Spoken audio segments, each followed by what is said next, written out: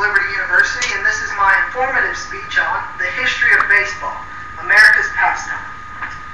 Baseball, it's a game where a boy can play in the big city in an alley street with just a stick and a ball. It's a game where a boy can play in the Midlands of America in the cornfields or just in a makeshift lot. It's a game where you're always the hero in your mind, where you're in the bottom of the ninth in the World Series. It's a game where you can dream of being a next Ty Cobb or Willie Mays. It's a game with 9 players, 3 strikes, and 3 outs. Baseball. It's America's pastime, but is baseball America's game? During this informative speech, we'll go through mainly 3 different points of who gets the credit of baseball, where baseball originated from, and what leagues and teams were first formed. ArticleAlley.com references baseball in towns in Massachusetts in the 1790s.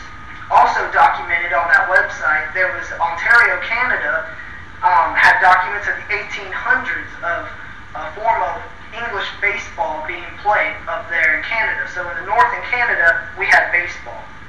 But in 1845, there was a baseball team that was formed, and rules were established. But was this the first mention of a baseball game and team? Was it the first mention of baseball rules? The history of .net mentions a man named Henry Chadwick. Henry Chadwick was a sports writer, a sports reporter, who gave us the RBIs and the average and the ERA and a box score for baseball. He did many things for baseball. He was a British-born man.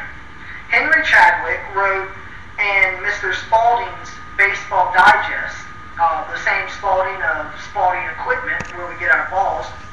He wrote in there that baseball originated from England. It was not America's game. It came from a game of round ball, as we see right there. It came from this game similar to cricket over here in America. Well, Mr. Spalding, being an American, was outraged. He said, this is America's game. It's America's pastime. So they hired a commission to do an investigative report. Throughout this report that took 3 years, they found one man to write in from Colorado and say he knew a man who made baseball, who gave baseball the rules. He said that this man was Mr. Abner Doubleday of Cooperstown, New York. In Cooperstown, New York, he said at a school in 1839, Abner Doubleday invented baseball. He set up the rules. So the commission said that's good enough for us. In December of 1907, they declared that Mr. Abner Doubleday was the inventor of modern American baseball. But the commission overlooked something very important. Yes, we know that the game came from round ball right there, which is sticks and some bases, but who gets the major credit for this game? In 1845, Mr. Alexander Cartwright, who was a New York firefighter, set up rules of baseball that we still have today. Foul lines, 3 outs, 3 strikes, 4 balls.